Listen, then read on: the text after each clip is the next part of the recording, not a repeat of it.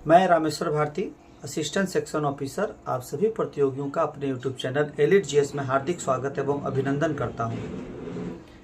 आज के इस सेगमेंट में हम लोग मुख्यतः दो विषय पर बात करने जा रहे हैं।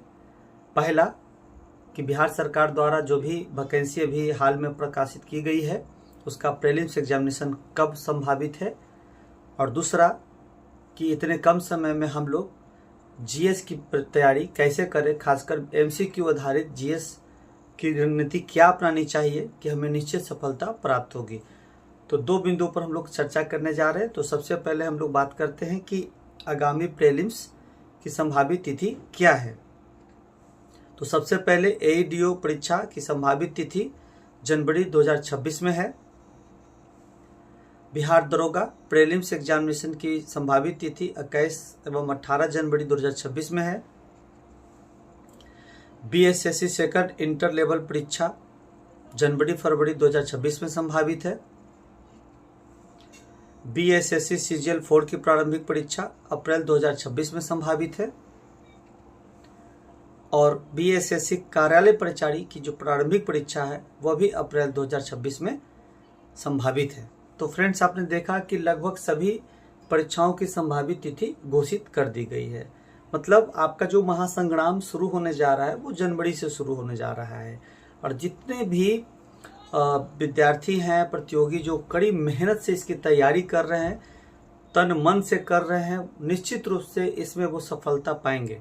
इसलिए मैंने अपने वीडियो के माध्यम से आप सभी को यह सचेत किया था कि संविदा के मुद्दे पर आप लोग ध्यान ना दें, परीक्षा की तैयारी करें, क्योंकि परीक्षा अपने समय आयोजित की जाएगी और अगर आप उसमें उलझेंगे तो आपकी तैयारी नहीं हो पाएगी।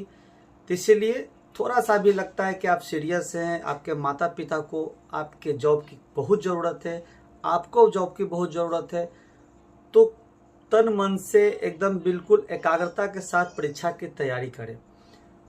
तो अब मैं बताने जा रहा हूँ कितने कम समय में अच्छा तैयारी कैसे हो सामान्य अध्ययन का।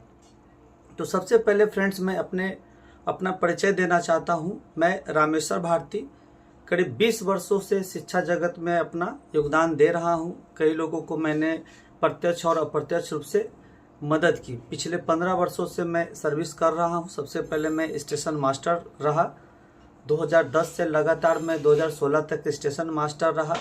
कुछ समय के लिए ट्रैफिक इंस्पेक्टर का भी कार्य किया मैंने। 2016 से 2018 तक सहायक प्रशाखा पदाधिकारी झारखंड सचिवालय में कार्यरत था मैं, और 2018 से सीजीएल 2 के रूप में क्वालिफाई करके मैं बिहार सचिवालय में कार्यरत हूँ। तो मेरा एक एक्सपीरियंस अच्छा खासा है और जीएस के बलबूते ही मैंने हर जगह क्वालिफाई किया।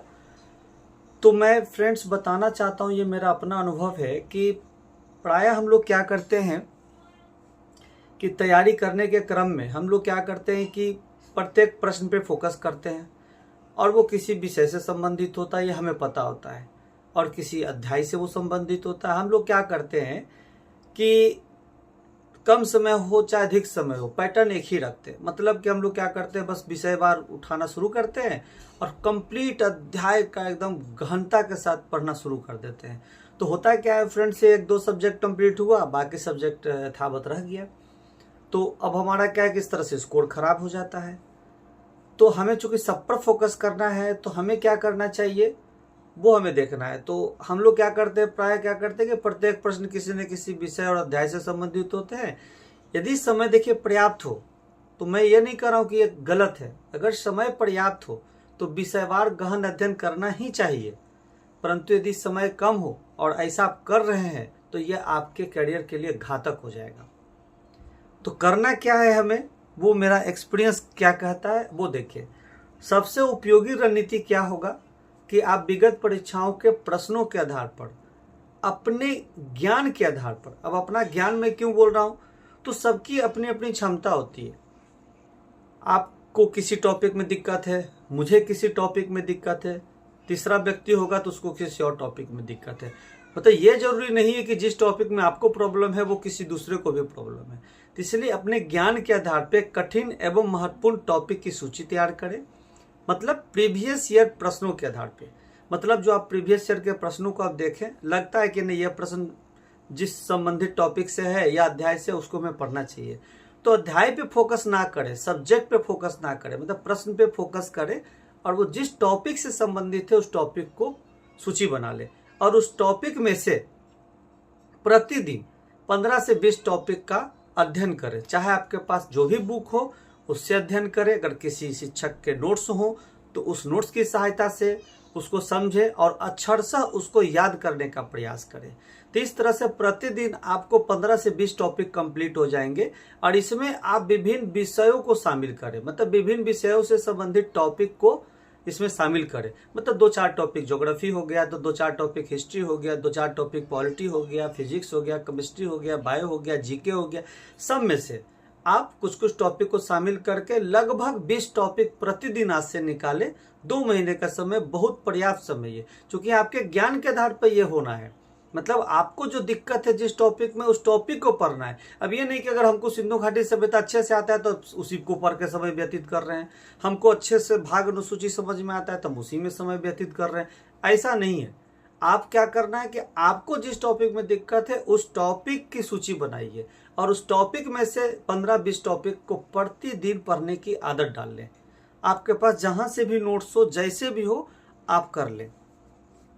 कुछ एग्जाम्पल मैंने दिए हैं, जैसे कि अब मुझे भूगोल है तो मुझे कर्क रेखा, मकर रेखा, विषुवत रेखा या प्रधान मध्याह्न रेखा पर अवस्थित देश याद करने में मुझे कठिनाई होती है। तो मैं कोशिश करूंगा कि मैं इसको रिवाइज कर लूं, अक्षरशः याद कर लूं कि दोबारा आए तो कंप्लीट हो जाए पाऊंगा। वंश एवं उसके संस्थापक, अंतिम शासक, एक सूची मैंने बना लिया। अब मैं इसे सूची बनाकर रट लूंगा तो आसानी से परीक्षा में आएगा तो मैं सॉल्व कर दूंगा। संविधान के भाग है, अनुसूची है, मैं अच्छे से याद कर लूंगा। एक क्वेश्चन तो आता ही आता है तो मैं सॉल्व कर लूंगा। उसी प्रकार भौतिक शास्त्र के कुछ नियम होते हैं तो सब नियमों की सूची बना लीजिए, उसको पढ़ लीजिए तो आसानी से वो कंप्लीट हो जाएगा। उसके बाद इसी तरह एग्जाम्पल में जैसे तत्व रसायन के उपयोग, बहुत सारे तत्व और रसायन के उपयोग से संबंधित सब प्रश्न पूछे जाते हैं। तो ये टॉपिक मैंने बना लिया और सभी नोट्स में से उठा के एक जगह मैंने लिख लिया, उसको पढ़ लिया। एंजाइम का उत्सर्जन उपयोग से संबंधित प्रश्न पूछे जाते हैं। अंतर्राष्ट्रीय सीमाएं हो गए, विश्व के संसद हो गए। इस तरह से कई ऐसे टॉपिक है जो मुझे दिक्कत है, मैंने नोट किया। आपको जो दिक्कत है आप नोट कीजिए और उसी सूची में से आप तैयार कीजिए। देखिए कितना बेहतरीन तैयारी हो जाएगा। 2 महीना भी बहुत होता है, लेकिन वही पढ़िए जो आपको दिक्कत हो रहा है। ये नहीं कि हमको सब पढ़ना है, सब पढ़ने के चक्कर में सब गड़बड़ हो जाएगा। इसीलिए आपको जो भी दिक्कत है उसकी सूची बनाइए और उसको पढ़िए। मेरे पास बहुत ज़्यादा समय नहीं रह पाता, इसके कारण मैं लगातार वीडियो नहीं दे पा रहा हूँ, परंतु फिर भी मैं प्रयास कर रहा हूँ कि आपके एग्जामिनेशन के पहले तक प्रीवियस ईयर के सभी प्रश्नों को मैं दूँ। अभी मेरा भूगोल का सीरीज चल रहा है, बीच बीच में कुछ अन्य सीरीज भी मैं अपलोड करता हूँ।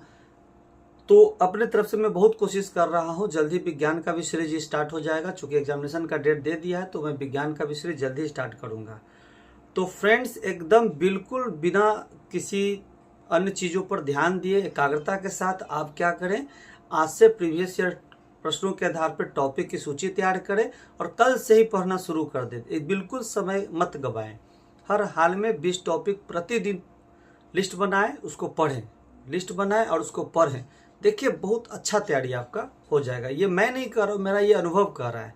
मैंने भी तैयारी की है, बहुत सारे एग्जामिनेशन क्वालिफाई किए, ये मेरा 7वां जॉब है, लेकिन हर बार पैटर्न यही होता है मेरा और इसके माध्यम से ही मैं अच्छा स्कोर खड़ा कर पाता हूँ। सीजीएल 2 में मेरा 600 में 538 नंबर आया था, तो एक बहुत ही अच्छा स्कोर है जो कि जीएस के दम पे ही आया था। तो फ्रेंड्स, यदि आपको ये मेरा वीडियो पसंद आया हो तो ज़रूर इसे लाइक करें, शेयर करें, कमेंट करें और अब तक मेरे चैनल को सब्सक्राइब नहीं किया तो ज़रूर सब्सक्राइब किए। बहुत सारे मटेरियल अपलोड किए जाएंगे जो आपको आगामी परीक्षाओं में बहुत ही मददगार साबित होगा। धन्यवाद।